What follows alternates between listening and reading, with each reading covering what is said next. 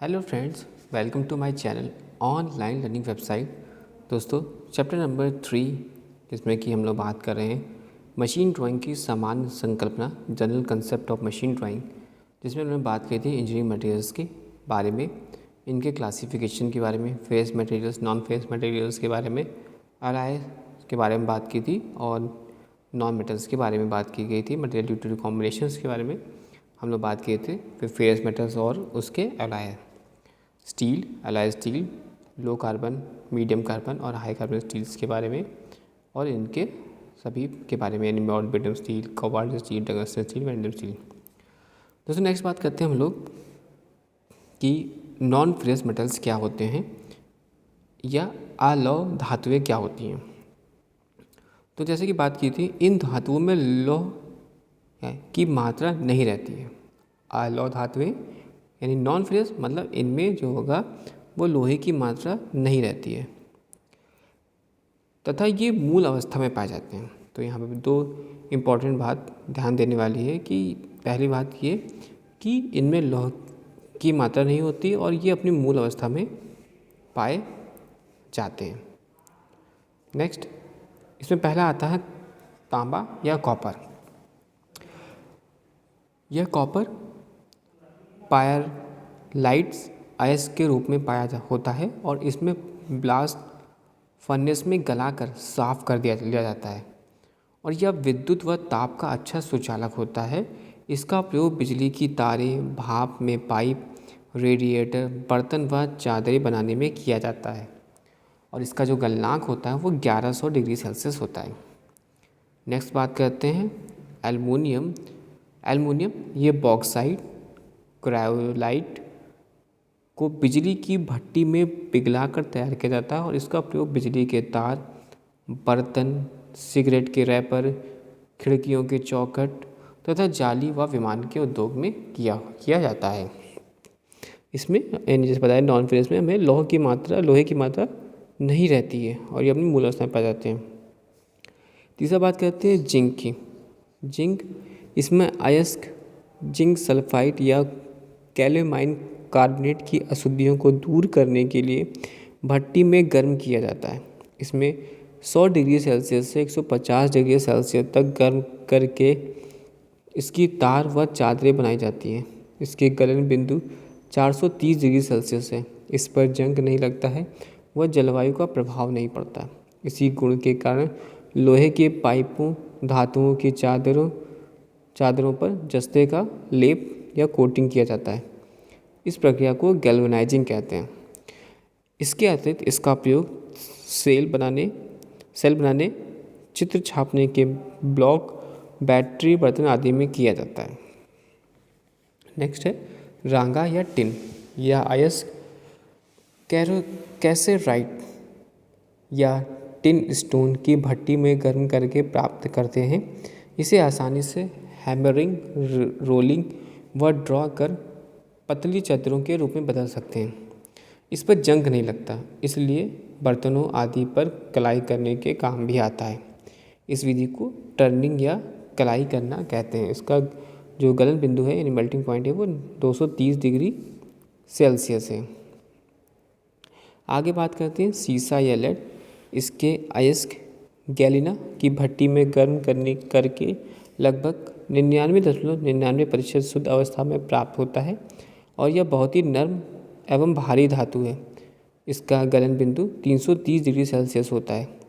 इस पर पानी और तेजाब का असर नहीं होता है। इसका प्रयोग पाइप, चादर, ट्यूब, बिजली के तारों पर कोटिंग एवं बड़े बड़े टैंकों में लाइनिंग के लिए किया जाता है।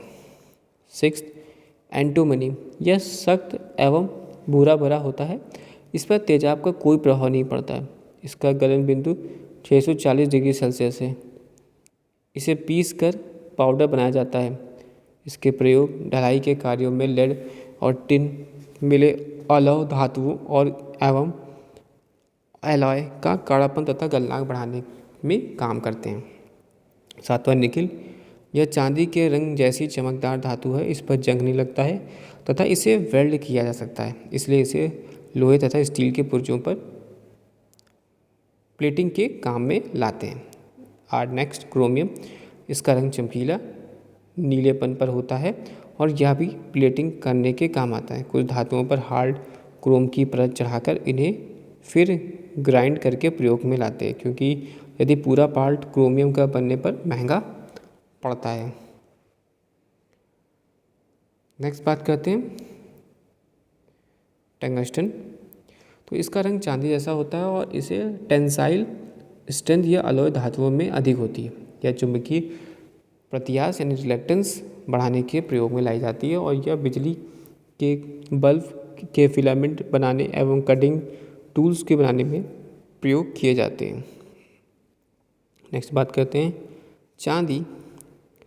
तो चांदी यह डक्टाइल एवं मेलेबल होती है। इसके कारण पतली तारे व वर्क आदि बनाए जा सकते हैं। यह विद्युत और ताप का अच्छा सुचालक है।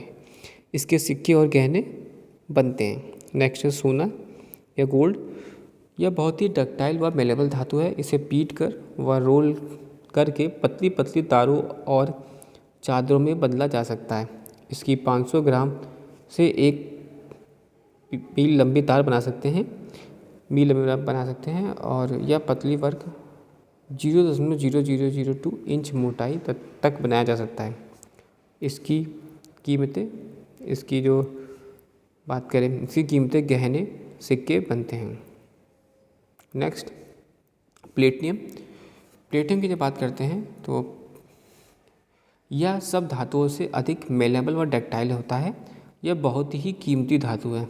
इसका प्रयोग वैज्ञानिक कार्यों तथा इससे संबंधित सामान बनाने में किया जाता है। नेक्स्ट बात करते हैं नॉन फेरस एलाइज के बारे में। तो अपनी आवश्यकता अनुसार 2 या 2 से अधिक अलॉय धातुओं को मिलाकर जो नई धातु प्राप्त होती है उसे अलॉय कहते हैं। उसे हम लोग एलॉय कहते हैं। पहला आता है पीतल या ब्रास। यह तांबे व जस्ते की भिन्न भिन्न मात्रा को मिलाकर बनाया जाता है और मिलाने की मात्रा के अनुसार यह निम्नलिखित प्रकार के होते हैं। पहला होता है रेड ब्रास। तो इसमें 85% और तांबा 15% जिंक होता है।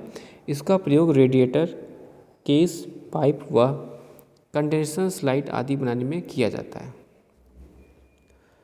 नेक्स्ट है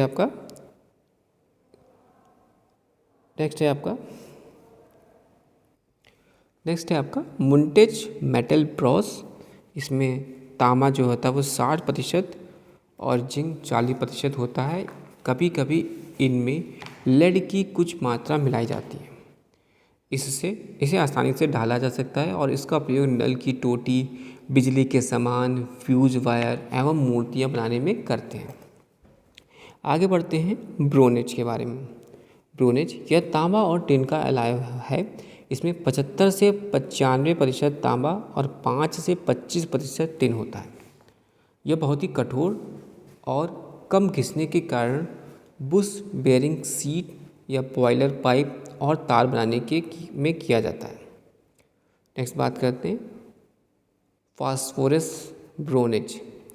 इसमें 93% तांबा, 6% टिन और 1% फास्फोरस मिलाकर बनाते हैं और फास्फोरस मिलाने से इसकी जो टेंसाइल शक्ति और डक्टिलिटी बढ़ जाती है, जिसमें ढालने में आसानी होती है। इसका प्रयोग wearing, gear, warm wheel, pump के पार्ट आदि बनाने में किया जाता है।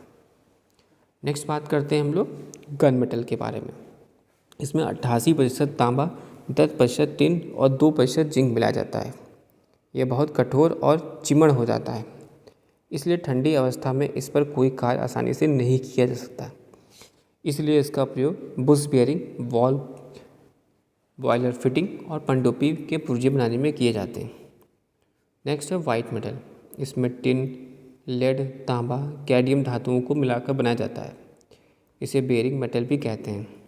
पहला आता है tin base white metal, lead base white metal और कैडमियम बेस वाइट मेटल। जब टिन बेस वाइट मेटल की बात करते हैं तो इसमें 80 से 85% टिन, 10% एंटीमनी और 5% तांबा होता है। इसे बेबिट मेटल भी कहते हैं। यह तेज गति व कम दाब वाले बेयरिंग बनाने में प्रयोग किया जाता है। लेड बेस वाइट मेटल, इसमें 10% से 30% सीसा, 10 से 50% तक टिन और 10% से 15% तक एंटीमनी व शेष तांबा मिल जाता है। विद्युत मशीन एवं इंजनों में से इस धातु के बेरिंग काम में लाए जा सकते हैं। Third, cadmium base white metal, इसमें 95% कैडमियम, 5% चांदी और कभी कभी इसमें तांबे की कुछ मात्रा मिलाई जाती है। आजकल इस मेटल का प्रयोग अधिक किया जाता है क्योंकि यह अन्य की अपेक्षा अधिक ताप पर इसके बने बेरिंग अच्छा काम करते हैं। कार इंजन व अन्य प्रकार की मशीनों में इसका बने बेरिंग का प्रयोग करते हैं। नेक्स्ट बात करते हैं जर्मन सिल्वर। इसमें तांबा 60%, निकल 30% और जस्ता 10% होता है। इसे निकल सिल्वर भी कहा जाता है। इसके बने बर्तनों की कोटिंग आवश्यकता नहीं होती है और इसका प्रयोग नकली आभूषण व सजावट आदि में सामान बनाते समय करते हैं। तो दोस्तों हमने बात करी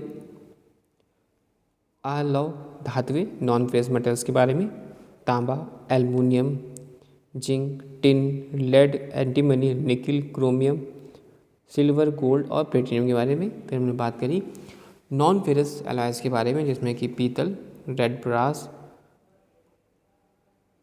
मुल्टाज metal brass, bronze, phosphorus bronze, gun metals, white metals, tin base white metal और लेड बेस वाइट मेटल।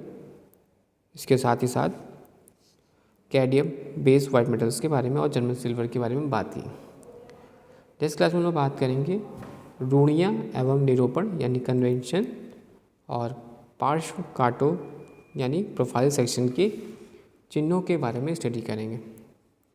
दोस्तों thanks for watching and sharing.